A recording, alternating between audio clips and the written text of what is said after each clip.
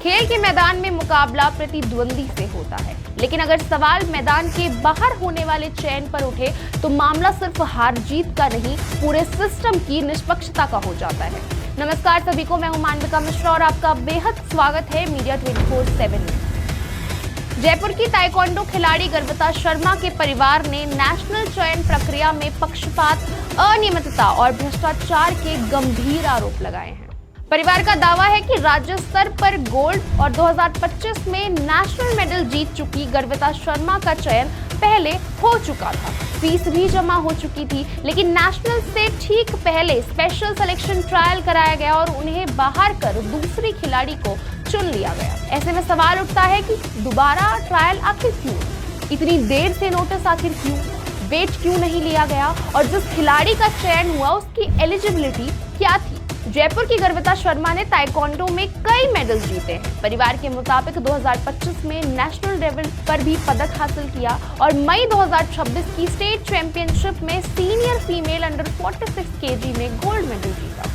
परिवार का ये भी कहना है कि इसी आधार पर नेशनल कंपटीशन के लिए उनका चयन हुआ और 27 जुलाई को 5,500 रुपए की एंट्री फी भी जमा करा ली गई और उसको नेशनल जाने के लिए चयन किया गया। उसके लिए हमने टिकट बुकिंग करा ली व नेशनल की फीस भी जमा करा दी और मेरी बेटी हम वहाँ जाने के लिए तैयार थे, परंतु एकदम से उन्होंने अनलीगल तरीके से हमारी बेटी को रोका जा रहा है। लेकिन 6 अगस्त की रात करीब 1:30 बजे व्हाट्सएप पर 8 और 9 अगस्त के स्पेशल सिलेक्शन ट्रायल की सूचना दी गई, यानी नेशनल कंपटीशन से ठीक पहले चयन प्रक्रिया फिर सवालों में आ गई।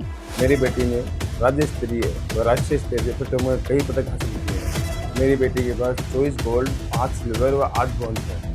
मेरी बेटी ने अभी हाल ही में हुई प्रतियोगिता राज्य स्तरीय ताइक्वांडो फेडरेशन रॉयल की प्रतियोगिता में भाग लिया और उसको गोल्ड मेडल हासिल किया।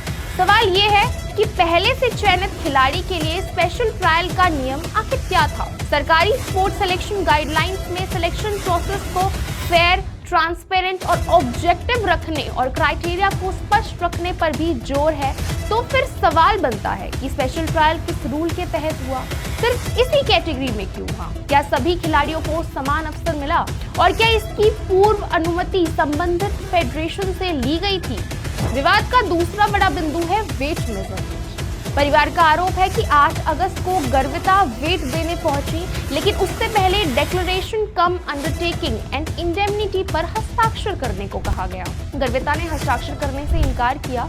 इसके बाद उनका वेट लेने से भी मना कर दिया गया और उन्हें डिस्क्वालीफाई करने की बात कही गई। एंड ऑफ अगस्त जब मैं 8 को वेट देने पहुंची तो मुझे एक फॉर्म दिया गया साइन करने के लिए। उस फॉर्म में मेरे समझ अनुसार ये लिखा हुआ था कि अगर मैं इस फॉर्म पे साइन करती हूँ तो मैं कोई भी कानूनी कार्रवाई नहीं कर सकती हूँ। यदि मैंने कानूनी कार्रवाई की वो मान्य नहीं रहेगी और मैं अपनी इच्छा से उस ट्रायल और वेट के लिए राजी हो रही हूँ। और जब मैंने उस पर साइन करने के लिए मना किया तो उन लोगों ने मेरा वेट देने।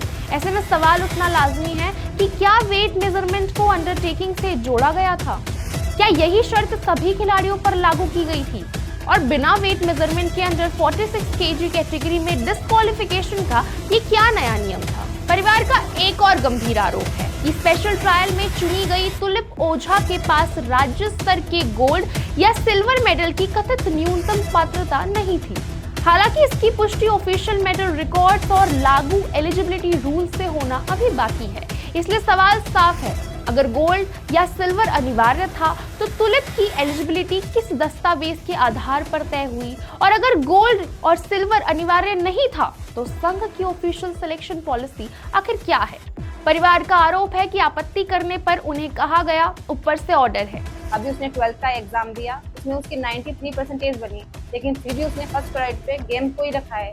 नहीं मम्मा, मुझे अपने देश के लिए मेडल लेके आना है, लेकिन मेरी बच्ची का सपना अब मुझे टूटता हुआ नजर आ रहा है। उसको नेशनल में जो नहीं भेजा जा रहा है, अब मुझे लगता नहीं है कि मेरी बेटी अपने सपने को पूरा कर पाएगी।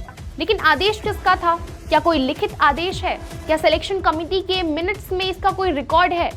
यही वो सवाल है जिनका जवाब आरोपों से नहीं, दस्तावेजों से मिलना चाहिए। परिवार ने कानूनी नोटिस के साथ राजस्थान सरकार के खेल विभाग और केंद्रीय खेल मंत्रालय में शिकायत दर्ज की है। CCTV, WhatsApp communication, trial notice, undertaking wait and record और सिलेक्शन कमेटी रिकॉर्ड सुरक्षित रखने की मांग भी रखी है। गर्विता के परिवार ने ताइक्वांडो संघ पर पक्षपात और भ्रष्टाचार के आरोप लगाए हैं, लेकिन आरोप अभी जांच का विषय है, साबित तथ्य नहीं है।